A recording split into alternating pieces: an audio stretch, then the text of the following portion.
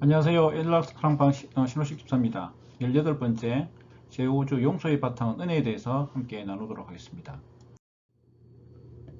먼저 복습을 보시면 예수님과 함께 산에 오른 제자는 누구인가 보시면 베드로, 야고보, 요한으로 되어 있고, 예수님이 변형된 모습은 2절에 얼굴이 해같이 빛나고 옷이 빛과 같이 휘어졌다고 되어 있습니다.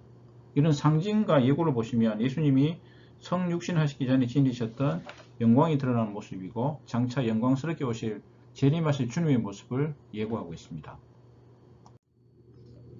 먼저 이번 과의 제목은 용서의 바탕은 은혜라는 것인데요. 학습 목표는 교회는 공동체의 순수성을 지키기 위해 죄를 철저히 징계하되 회개하는 자에게는 무한정 용서를 베풀어야 한다는 사실을 알 수 있다. 죄의 징계와 회개하는 자에 대한 용서에 대해서 함께 배우고, 두 번째는 우리는 아무 자격이 없음에도 하나님께 큰 은혜 받은 자임을 기억하고 은혜 베푸는 삶을 실천한다. 은혜와 베푸는 삶에 대해서 함께 나누도록 하겠습니다. 찬송가는 309장을 같이 하도록 하시겠습니다. 말씀은 마태복음 18장 15절에서 35절까지 말씀이며 모임 전에 꼭 읽어와 주시길 부탁드립니다. 말씀 돋보기 첫 번째, 예수님은 공동체의 순수성과 평화를 위협하는 죄를 범한 사람을 징계할 때 어떠한 전차를 따르라고 하시는가. 첫 번째 단계를 보시면 죄를 범한 사람을 개인적으로 찾아가서 권고하라고 되어 있습니다. 두 번째로는 16절에 한두 사람을 데리고 가서 두세 증인의 입으로 확증하라고 되어 있고, 세 번째 단계로 17절에는 교회에 말을 해라. 네 번째 단계는 이래저래 안되면 이방인과 세리같이 얘기라고 되어 있습니다.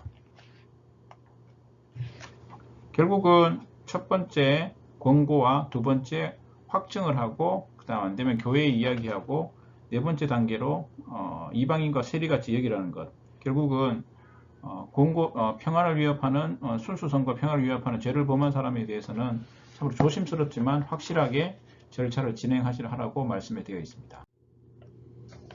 두 번째로 예수님은 공동체의 구성원을 받거나 거부하는 권세를 어디에 주셨는가. 17에서 18절에 보시면 교회에 주셨고, 교회 지도자들은 징계 전차를 인도하기 위해 어떻게 해야 하는가. 합심해서 구하는, 그리고 기도가 필요하다고 되어 있습니다.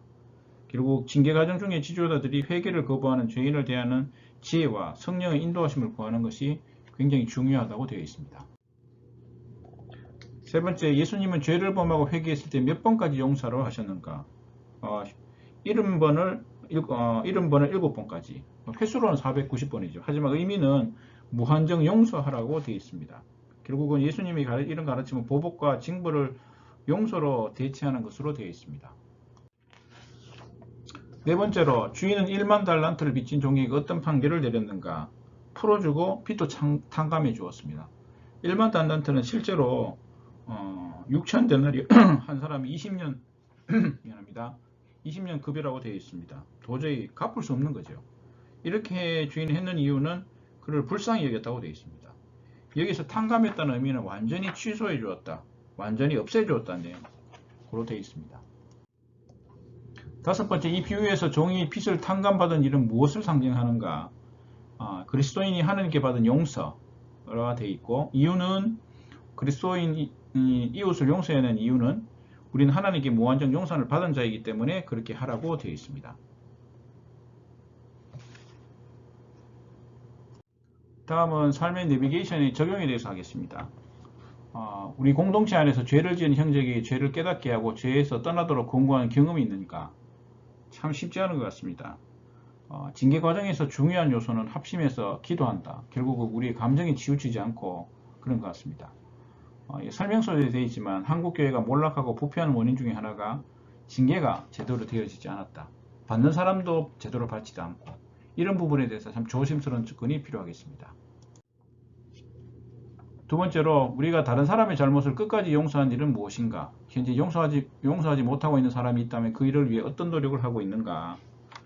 참고로 용서는 절대로 강요할 수는 없습니다. 그 용서에는 하나님의 때가 이르기를 기다린 기다림이 꼭 필요하고, 그런 부분에 대해서 함께 나누도록 하겠습니다.